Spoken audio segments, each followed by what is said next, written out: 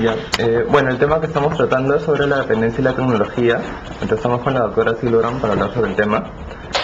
Bueno, en primer lugar, ¿cómo es que ha afectado el uso de los celulares las relaciones sociales entre los seres humanos y que haya el Internet también? Es interesante esa pregunta porque muchas veces no nos ponemos a pensar si nos afecta o no nos afecta. Lo vemos como una herramienta que nos ayuda, pero en realidad sí te afecta porque te vuelves dependiente de un aparato, y si no tienes ese aparato, simple y llanamente no te desempeñas. Estás, mi celular, ¿dónde está mi celular? ¿O dónde está dónde lo deja? No puedo manejar, no puedo dar clases si no tengo el celular. Entonces sí te das cuenta que tu comportamiento se vuelve adictivo a algo, y en este caso se ha vuelto adictivo a un aparato, ¿no? Que es producto del siglo XX y XXI, ¿no? Que es la tecnología, ¿no? Y además de cómo esa nueva tecnología permite una mayor comunicación entre las personas, ¿cómo ha limitado un poco esto, más bien el contacto personal entre las personas? Ahora hay que ver de ambos lados. Por un lado, tiene sus ventajas. O sea, te puedes comunicar, si tienes una emergencia, cualquier cosa te ayuda para solucionar algunos problemas. Por otro lado, te limita porque no tienes el contacto físico, si no estás a través de un aparato hablando, ¿no? Entonces muchas veces no llegas a tener el poder ver la expresión de la persona, el poder mirarla, el poder escucharla físicamente, ¿no? O sea, el aparato te va a ayudar, el celular te ayuda, es una herramienta que te sirve, o sea, es algo que fue creado para ayudar. Nadie se imaginó que iba a generar una dependencia tan grande, ¿no? Y eso ha traído ciertos problemas como el sexting, ¿no? Que es el enviar mensajes de texto, pero no son mensajes, sino son fotos eróticas que los adolescentes se mandan entre unos y otros, y eso también genera otro tipo de problemas, ¿no? Entonces genera de que las personas ya no solo usen el celular como una herramienta para comunicarse, sino además usan esta herramienta que ya no es una herramienta, sino es un instrumento de hacerle daño a una persona, imaginándonos de que si una chica se toma una foto y se la pasa a un amigo, y el amigo, por querer hacerle una broma, comienza a mandar esa foto de celular a celular, y hay alguien que no tiene buenas intenciones y cuelga esto en Facebook o le hace algo, definitivamente a la persona que con una intención buena en un principio tenía ese deseo de ayudar, o deseo de cochinear, o deseo de quedar bien con su amigo, termina teniendo problemas de autoestima y depresión, ¿no? Porque tergiversan o malversan esa imagen. Entonces, o sea, ¿cómo se puede diferenciar en una persona el uso de la tecnología como una necesidad o ya hasta el punto de una dependencia? O sea, ¿cómo podemos identificar en una persona qué uso le da a esa tecnología? Tú te das cuenta de eso cuando nosotros lo podemos ver en las mismas clases, ¿no? La persona está pendiente y está con la gimnasia aeróbica de los dedos, ¿no? O sea, los jóvenes se han vuelto especialistas en los aeróbicos del pulgar, que significa estar todo el día mandando mensajes de texto de un lado a otro. Entonces, de alguna manera sí perjudica porque sí te adiccionas. O sea, tú no solo ves a la persona que está escuchando la clase, sino está escuchando la clase y está mirando si llega el texto. Sí, ahora con el BlackBerry ya ni siquiera necesitas ir a internet, sino de frente mandas tu texto, o sea, mandas tu mensaje y ya te comunicaste. Entonces, ves a personas que están en una reunión conversando y de repente suena un ting ting y entonces empieza, ¿no? Y entonces, o estás almorzando y tienes el BlackBerry al costado, entonces habría que ponerle pues un individual, tenedor y cuchillo al BlackBerry para que almuerce con nosotros, ¿no? Entonces sí te das cuenta de que sí genera una dependencia, o sea, sí la hay, o sea, sí es adictivo, ¿no? ¿Y eso, qué factores determinarían esa dependencia?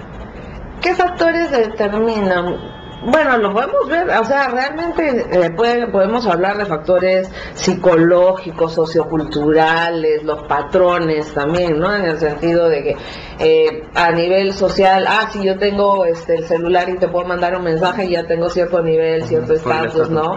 O sea, eso es un estatus. A nivel psicológico también tu autoestima, la seguridad, y yo soy una bacancita o un bacán que puedo manejar esto, ¿no? Y más que nada yo diría los factores socioculturales socioculturales, ¿no? En ese sentido, y el hecho de tener el deseo de poder estar al nivel del resto, ¿no? Y no quedarse. Entonces, digamos que también, o sea, la dependencia de la tecnología podría ser producto de repente de alguna carencia emocional de la persona. Yo no lo generalizaría tanto, ni lo pondría, no lo enfatizaría tanto. Podría decir de que la tecnología agarra a ciertas personas probablemente que puedan tener ciertas debilidades emocionales o ciertos déficits sociales, y entonces afecta, ¿no? O sea, ponte a pensar una persona que no se puede comunicar o que es tímida, de alguna manera el mandarse mensajes la hace sentir, ay, me puedo comunicar y no tengo que estar hablando, ni te estoy mirando y no me pongo roja o no me sudan las manos, simplemente te mando un texto. Entonces, va a depender del tipo de persona, va a depender de la personalidad, entre comillas, valga la redundancia, de la persona, de los rasgos de personalidad que tenga esa persona para volverse tan adicta, ¿no?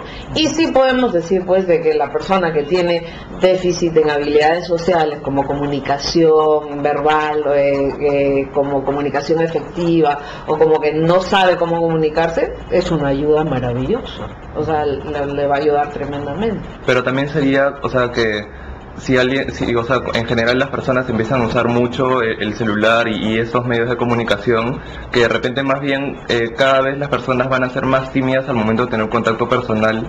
Bueno, eso es cierto, lo que tú me estás diciendo es totalmente cierto, igual lo que me plantea Sharo, pero y te vas a dar cuenta de que las personas, si están en internet o están con el celular, hay no es un juego, es como un juego que se llama Second Life, donde salen los avatares, ¿no? Entonces tú vives una segunda vida, o sea, donde la persona que tiene problemas de autoestima, problemas de timidez, problemas de autoimagen devaluada, problemas de comunicación, se siente maravillosa en esta segunda vida, que es una vida virtual, pero que no es real realmente, ¿no? O sea, entonces, ¿qué cosa nos podemos poner a pensar de que por un lado puede ser una herramienta, pero por otro lado te está afectando, y hasta qué punto te afecta? Y hay gente que realmente sí le afecta, o sea, y tú ves gente que se la pasa sentada frente al monitor horas de horas. Entonces ahí te preguntas, oye, no hay mamá, no hay papá, ¿qué pasa aquí, no? O sea, hay familia, ¿qué ocurre para que una persona llegue a eso? Hay que preguntarse por qué ha llegado a eso, qué ha desencadenado que lleguen a eso. ¿Y de qué manera se podría disminuir la incidencia del exceso del uso de la tecnología? Eso es como decir, tenemos que volver a humanizarnos, ¿no? Un poco el volver a decir, a ver, suma, o a ver, multiplica, y no uses la calculadora, o no uses la computadora, ¿no? O no uses corrección ortográfica para corregir tus errores, sino busca en el diccionario, ¿no? Entonces, de hecho, nosotros tenemos que aceptar que la ciencia avanza y el mundo avanza y hay tecnología.